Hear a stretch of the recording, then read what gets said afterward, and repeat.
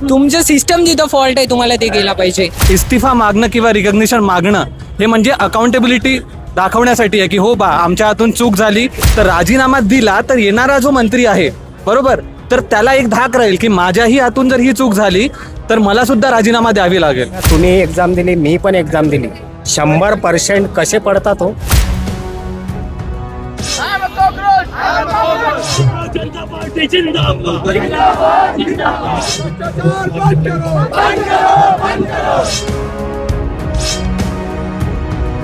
सध्या मी संविधान चौकामध्ये आहे आणि संविधान चौकामध्ये आज CJP म्हणजेच कॉक्रोच जनता पार्टीचं आंदोलन आहे. धर्मेंद्र प्रधान यांच्या राजीनाम्याची मागणी या आंदोलनाद्वारे करण्यात येत आहे आणि हे आंदोलन जे आहे हे शांततापूर्ण मार्गाने करायचं आहे असं कॉक्रोच जनता पार्टीचे जे संस्थापक आहेत अभिजित दिपके यांनी असं आव्हान केलं होतं. आपल्यासोबत काही युवक आहे या आंदोलनात आलेले, त्यांच्याकडनं जाणून घेणार आहोत काय नेमक्या का बरं ते आंदोलनात आलेले आहेत, कुठून आले आहात तुम्ही दादा, काय सांगाल? मी नांदेड पासून आहे. आम्हाला समजायचं आहे की नीटचा पेपर कसं लीक होतोय.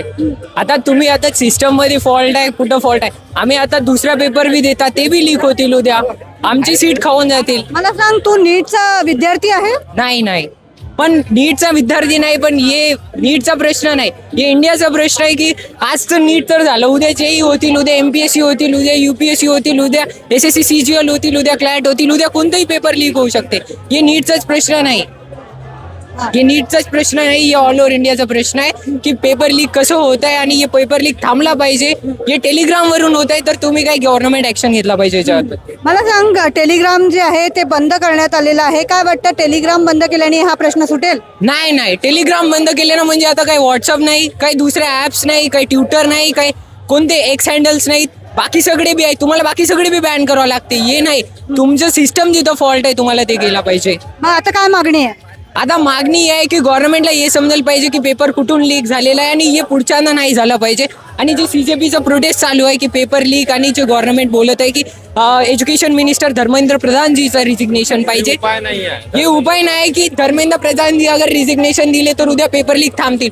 उद्या जर कोणती गव्हर्नमेंट पार्टी आली तर त्यांनी जरी रिजिग्नेशन मागू शकतात, तुम्ही काही करू शकता. उद्या पेपर लीक आज हे थांबणार म्हणजे हे विषय नाही आहे. धर्मेंद्र प्रधान रिजिग्नेशन दिलं तर तुमचा पेपर थांबतील का? हे लीक थांबते म्हणून तुम्ही गॅरंटी द्या धर्मेंद्र प्रधानजी रिजिग्नेशन देतात उद्या. तुम्ही गॅरंटी द्या, अगर धर्मेंद्र प्रधानजी अगर उद्या रिजिग्नेशन देणार तर पेपर लीक थांबणार का? मग आता तुमची काय अपेक्षा आहे या आंदोलनाकडून? आमची अपेक्षा ही आहे की पेपर लीक झाला नाही पाहिजे, कारण की इतके जे स्टुडंट्स आहे अभिजित दिपकेंवर तुम्ही भरोसा दाखवत आहे, तुम्ही आंदोलनात आलेले आहे. हा भरोसा तर आहे, कारण की इतके लोक सपोर्टला तर आहे. हे बा एज्युकेशन जे चालू आहे आता, अगर पेपर लीक असं होत जातील तर हाय एक्झाम मध्ये जास्तीत जास्त 30 ते 40 हजार सीट्स आहे आणि लिहणारे 20 लाखच्या वरती आहे. जे स्ट्रगल करून मिडल क्लासचे लोक आहे ते काय करतील? त्यांनी तर अफोर्ड करू शकणार. आता नीटमध्ये MBBSचा सीट घ्यायला जाते तर 1 करोड रुपये लागतात. आजकाल 1 करोड रुपये कॉमन झाली MBBS करायसाठी. एक नॉर्मल मिडल क्लास माणूस कुठून आणू शकते? नॉर्मल मिडल क्लास माणूस नॉर्मली फक्त महिन्याला कमीत कमी 10 ते 15 हजार कमवू शकते. ते कुठून 1 करोड रुपये नंतर MBBS करायला लावू शकते? हे नीटच्या पेपर. प्रश्न आहे, युवकांचे अनेक प्रश्न आहेत, काय सांगशील? तू कुठून आलाय? मी नागपूरवरून आहे. का आंदोलनात आलाय? काय मागणी आहे तुझी? माझी मागणी आहे की गव्हर्नमेंटची अकाउंटेबिलिटी पाहिजे. त्याच्याकरता आम्ही पेपर कसा लीक, कुठून लीक होणार आहे त्याच्यावर थांब लागला पाहिजे ना. धर्मेंद्र प्रधानचा जो हे इस्तिफा मागून राहिला आहे त्याच्यानं कोणी उपाय नाही आहे. तो एक यायची मागणी आहे पण तो उपाय नाही आहे. त्याच्यासाठी गव्हर्नमेंटमध्ये अकाउंटेबिलिटी पाहिजे, बस ते. मग काय वाटतं, मग तरी तुम्ही या आंदोलनात सहभागी झाले, तुम्हाला वाटतं की राजीनामा घेतल्यावरही म्हणजे नीट घोटाळा किंवा यासारखे घोटाळे होतील की नाही, याची शाश्वती नाही, मग काय, का तुम्ही या आंदोलनात आले? म्हणजे काय अपेक्षा किंवा काय तुमची होप आहे या आंदोलनाकडून हेच होप आहे का गव्हर्नमेंटला हे अकाउंटेबिलिटी आहे की हे जो पेपर घोटाळे होत आहे ते थांबे. पण हे जो धर्मेंद्र प्रधानचा इस्तिफा जो मागणी आहे ते बिलकुल गलत आहे. कोण गॅरंटी घेऊ शकते का इस्तिफा दिल्यानंतर पेपर घोटाळा थांबेल? ॲक्च्युली 2024 मध्ये माझा स्वतःचा UGC नेटचा पेपर लीक झाला होता, पण तेव्हा या विरोधात आवाज उचलायला कोणीच नव्हतं. पण आता नेटचा पेपर लीक झाल्यानंतर बऱ्याच मोठ्या पद्धतीने कॉक्रोच जनता पार्टीने आवाज उचलला आहे. इव्हन 6 दिवस दिले पण होते. आणि इस्तिफा मागणं किंवा रिकग्निशन मागणं हे म्हणजे अकाउंटेबिलिटी दाखवण्यासाठी आहे की हो बा आमच्या हातून चूक झाली, आम्ही कायदा व सुव्यवस्था बरोबर बघू शकलो नाही, आमची मिनिस्ट्री आम्ही सांभाळू शकलो नाही, म्हणून आम्ही राजीनामा देतोय. समजा आता राजीनामा, तुमची जी मागणी आहे राजीनामा द्यावा, ती जर पूर्ण झाली आणि असं ठोसपणे तुम्ही सांगू शकता का पुन्हा हा घोटाळा होणार नाही? तर राजीनामा दिला तर येणारा जो मंत्री आहे बरोबर, तर त्याला एक धाक राहील की माझ्याही हातून जर ही चूक झाली तर मला सुद्धा राजीनामा द्यावी लागेल. तर ही महत्वाची गोष्ट आहे, कारण आपण कॉन्स्टिट्यूशनची सुरुवात करतो प्रिएम्बलची, we the people of India. या देशातला आमदार असो, खासदार असो, हे त्यांची अकाउंटेबिलिटी या देशातल्या लोकांप्रती असली पाहिजे, ना की प्रधानमंत्रीप्रती. तेच माझं म्हणणं आहे. तर आपण युवकांच्या प्रतिक्रिया ऐकलेल्या आहेत. आपल्यासोबत एक काका आहेत, त्यांच्याकडनं जाणून घ्या. तुम्ही कॉक्रोच जनता पार्टीमध्ये आलात, कुणासाठी आलात? तुमच्या घरी कोणी नीटचं प्रिपरेशन करणार आहे? ॲक्च्युली कसं आहे, माझ्या मुलाचं भविष्य पुढे सुरू होईल, बरोबर आहे. आपल्या देशातनी जो घोटाळा चालू आहे हा 2017 पासून सुरू आहे. मला सांगा, तुम्ही एक्झाम दिली, मी पण एक्झाम दिली, 100% कसे पडतात हो? हा म्हणजे विचार करण्यासारखा प्रश्न आहे की नाही? कुठं ना कुठं कॉमा चुकते, कुठं विलांटी चुकते. डायरेक्ट 100% भेटतात, डायरेक्ट 99.9 भेटतात. हे आधी होत नव्हतं, हे आताच का होतात? कारण की कुठंतरी पाणी मुरत आहे. म्हणजे 2017 पासून तुम्ही जर पेपरचं 12वीचं पॅटर्न बघितलं एक्झामचं, तर सगळ्यांना कळून येईल की या देशात आधीपासूनच घोटाळा सुरू होता. ज्या कंपनीला तेलंगणा सरकारनं सुद्धा बॅन केलं होतं, त्याला यावं म्हणून नीटनं सुद्धा त्याला बरोबर आहेतच हे दिलं होतं.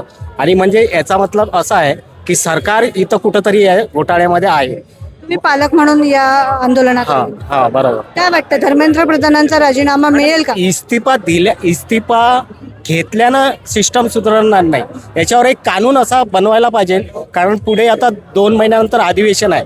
त्या अधिवेशनातनी जर कानूनमध्ये यावर चर्चा झाली की भैया एक्झाम पॉलिसी, कारण काय होते 12वीला आता एक ज्वलंत मुद्दा असा आहे की 11वी 12वीला जे ट्युशन क्लासेस होतात, गरिबाचा लेकरू कॉलेजमध्ये जाते, पण ज्याच्या घरी पैसा आहे त्याचा पोरगं कॉलेजमध्ये जात नाही, तो डायरेक्ट ट्युशनला जाते. हे सुद्धा ज्वलंत मुद्दा आहे की शाळेतनी कॉलेजमध्ये थंब असायला पाहिजे पोरांना की रेग्युलर स्कूल ज्याला, जोपर्यंत कॉलेज होणार नाही ट्युशनवाले धनाढ्यपणा होणार नाही असं मला वाटतं. तर आपण प्रतिक्रिया ज्या आहेत पालकांच्या देखील ऐकल्या आहे. काही पालक देखील या आंदोलनामध्ये सहभागी झालेले आहेत. ज्याप्रमाणे युवकांच्या प्रतिक्रिया ऐकल्या त्याप्रमाणे पालक देखील नीटचा जो घोटाळा झाला आहे आणि त्यांची मुलं किंवा त्यांचं भविष्य आता पुढे आहे म्हणून त्या आंदोलनात सहभागी झाले. कुठे ना कुठे त्यांना ही आशा आहे की या आंदोलनात द्वारे जी आपली एज्युकेशन सिस्टम आहे त्याच्यामध्ये कुठेतरी काही नवीन पॉलिसीज येतील, ज्यामुळे अशा घोटाळे जे आहेत ते होणार नाहीत. अशा प्रतिक्रिया ज्या आहेत या आंदोलनात सहभागी झालेल्या एकंदरीत आपण यांना आंदोलकच म्हणू शकतो. आंदोलकांकडून येत आहेत आणखीनही काही युवक माझ्यासोबत आहेत, त्यांच्याकडनं आपण जाणून घेणार आहोत. काय सांगशील दादा, तू कॉक्रोच जनता पार्टीच्या आंदोलनामध्ये आलेला आहे, शर्ट घातलेला आहे, त्याच्यावर एक गुलाबाचं फूल आहे आणि हातामध्ये शांततापूर्ण आंदोलनाचा बॅनर आहे. आंदोलनासाठी आलेलो आहोत. आम्ही फक्त आंदोलनासाठी आलो, इस्तीफा यासाठी आलो त्याच्याऐवजी.